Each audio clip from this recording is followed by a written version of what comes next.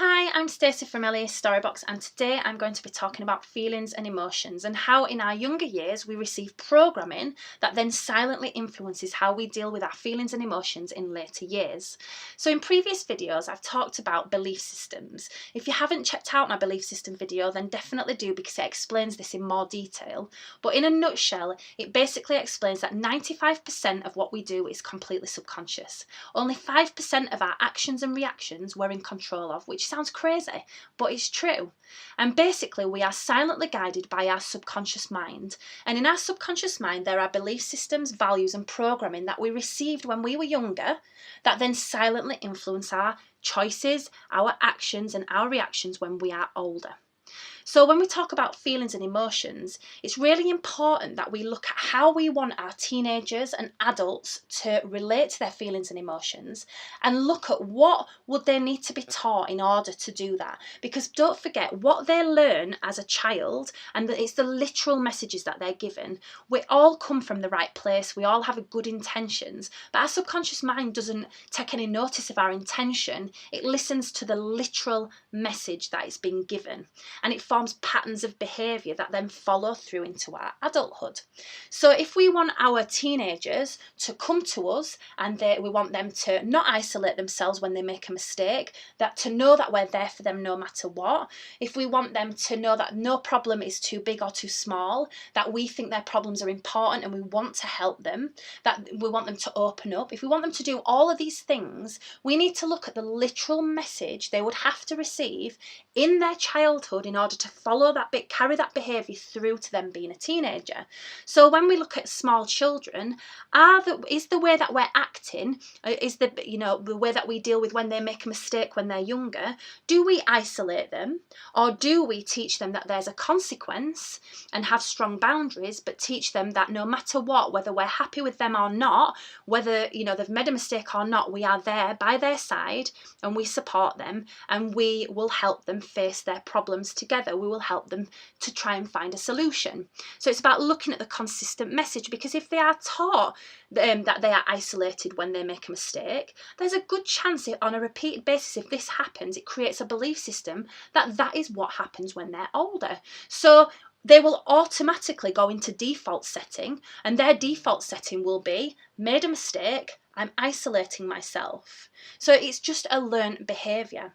So if we don't want them to do that when they're older, we need to make sure that we program with the belief systems when they're younger that doesn't result in them doing that when they're older.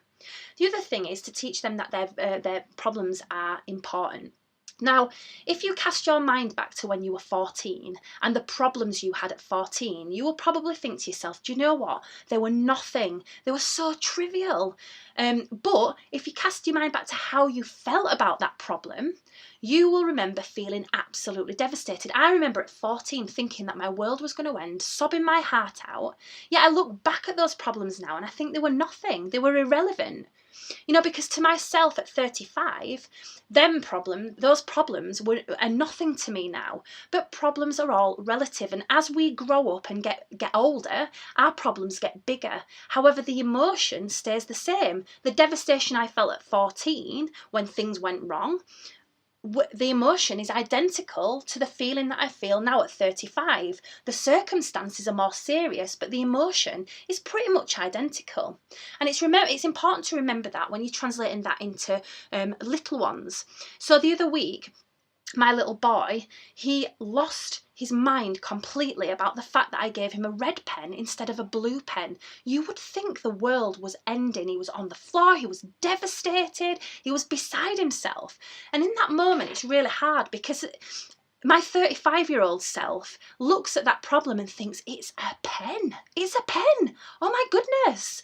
However, I had to remind myself that, that red pen and that blue pen, to my 3-year-old, the problems are relative. So that red and blue pen were just as important to him and generated a powerful emotion in him as big as when I was 14, and my problems got a little bit more serious, but the emotion was powerful. Like with the 3-year-old with the pen, my emotions were just as powerful. And then when you get to 35, your problems are bigger, and your emotions are pretty consistent. I'm sure I'll get 30 years down the road, I'll look back and think, do you know what, I shouldn't have sweated the small stuff. You know, it's all about relativity. So problems to a 2-year-old or a 3-year-old are going to seem completely irrelevant to us as 30-odd-year-old adults. However, it's important to remember that to him or to her, that problem is massive. And if we want them as teenagers to know and be programmed with the belief that their problems are important and that we support them through it, we need to program them with that when they're younger. So I had to actually stop myself, because it was 4 o'clock in the afternoon, and those of you who are parents and work with children, you will know that 4 o'clock, something happens at 4 o'clock where it's like a cloud comes over and everyone goes into meltdown. There's a reason they call it witching hour. The children are tired, you know, you're running around doing jobs. There's lots of reasons for that. I could do a whole new vlog about that. However, we know that afternoons are difficult. So in that moment when Noah was losing his mind over a red and blue pen, I really had to have a word with myself, because I'm thinking it is a pen. It's a pen. However, I had to remind myself that to him it's a big deal. So it's important in those moments to acknowledge how he's feeling, you know, and say things like, I understand that you feel frustrated. I know that you feel really sad, and I'm so sorry that you feel this way. Let's try and fix it. If I get you the blue pen, will that make it better? In that moment, nothing made it better.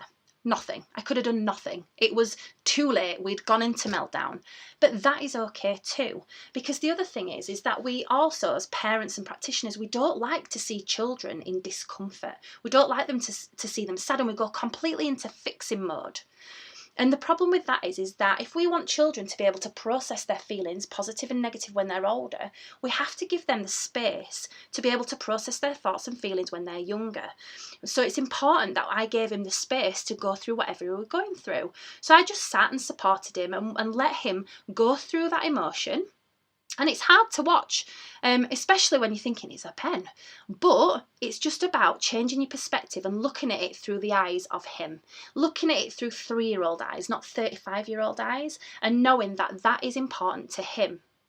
The other thing is about acknowledging when they've done something, a behaviour linked to that, is about acknowledging the fact that their brain, toddlers' brains, are not actually equipped with the ability to bring them back. When they get to the point like Noah did with the pen of no return, they're developmentally not prepared and equipped with the ability to claw it back.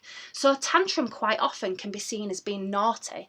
However, it's not a naughty behaviour. They physically cannot bring themselves back from that. Their brain is not developed enough to be able to do it.